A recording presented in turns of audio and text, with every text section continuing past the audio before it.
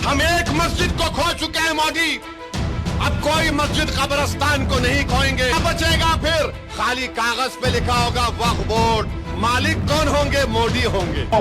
सजा दिलवाएंगे, मगर उसके इस वाहियात गुफ्तगू के बावजूद भी मोदी और योगी की हुकूमत उसको बचा कर रख रही है। मैं मुसलमानों को बता रहा हूं, ख्वाब गफलत से बेदार हो जाओ। मैं बता रहा हूं मोदी को, अगर ये वक्फ का कानून बनेगा तो मुल्क में सोशल इंस्टेबिलिटी पैदा होगी। हम भारत को 1980 और 1990 के दहे में लेकर जाएंगे। हम एक मस्जिद को खो चुके हैं मोदी, अब कोई मस्जिद कब्रिस्तान को नहीं खोएंगे। अगर आप मुल्क को विकसित भारत नहीं बनाना चाहते, अगर आप मुल्क को 1980 और 90 के दहे में लेकर जाना चाहते हैं, तो फिर आपको फैसला करना पड़ेगा। सोशल इंस्टेबिलिटी इस देश में पैदा हो जाएगी। अगर कल को आकर बोलेगा ये शिवा रेड्डी पेट की मस्जिद को मैं तोड़ दूंगा, तो क्या का नौजवान चूड़ियां पहन के बैठ जाएगा? कि यहां के बुजुर्ग बोलेंगे कि मैं ज़ईफ हो गया, अब मैं कुछ नहीं करूंगा। बुढ़ा भी बोलेगा मरना है तो मस्जिद की हिफाजत करके मरूंगा। नौजवान भी बोलेगा जवानी मस्जिद पे कुर्बान, मैं भी कुर्बान। मेरे अजीज दोस्तों और बुजुर्गों, मेरे अजीज दोस्तों और बुजुर्गों, ये कानून मोदी बनाना चाहते हैं। बताओ आप कितना जुल्म नफरत इन लोगों में मुसलमानों के ताल्लुक से है। क्यों बना रहे कानून आप? नहीं, वक्फ को अच्छा करने बना रहे। कौन सा अच्छा कर रहे आप? गवर्नमेंट, कलेक्टर को पावर, वक्फ बाय यूजर गायब, रेट्रोस्पेक्टिव रजिस्ट्रेशन, ट्राइब्यूनल गायब, लिमिटेशन एक्ट अप्लाई होगा, इवैक्यू प्रॉपर्टी खत्म। को क्या बचेगा फिर? खाली कागज पे लिखा होगा वक्फ बोर्ड, मालिक कौन होंगे? मोदी होंगे।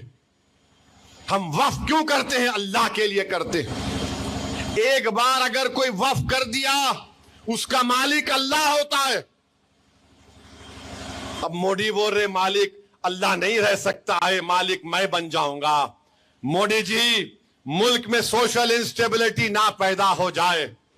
आप विकसित भारत बोलते, ये विकसित भारत है।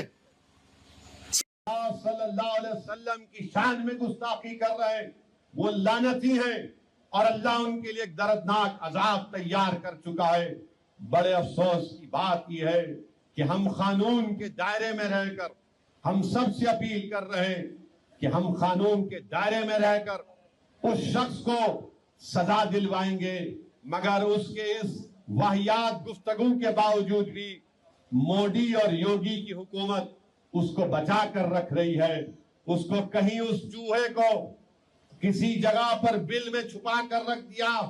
अगर असदुद्दीन ओवैसी आज तकरीर में कह दे कि कल दिल्ली में मोदी के घर के सामने और योगी के घर के सामने मजलिस के लोग मोदी और योगी का पुतला जलाएंगे, तो रात में ही पुलिस पूरे मजलिस के अराकीन को गिरफ्तार कर लेगी।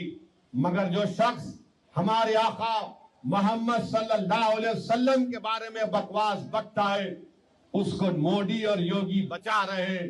अरे तुम जो करते कर लो, मगर इंशाअल्लाह ताला अल्लाह सुब्हानहू ताला कुरान करीम में इरशाद फरमा दिया है। मगर अफसोस होता है कि जमहूरियत है, संविधान और आईन है, इसके बावजूद भी उसको गिरफ्तार नहीं किया जाता।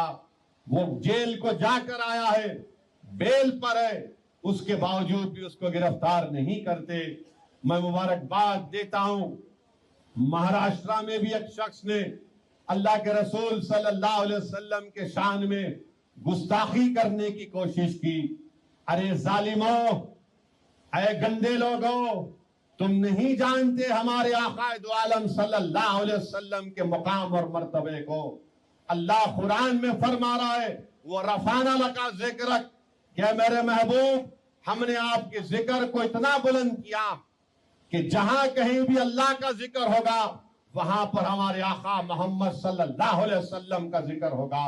ये जालिम लोग रसूलुल्लाह सल्लल्लाहु अलैहि वसल्लम की शान में बकवास बकने की कोशिश करते हैं। अरे वो रफाना लका जिक्र का ताज रखा गया है, अरे तुम क्या कर सकोगे? अरे तुम खत्म हो जाओगे।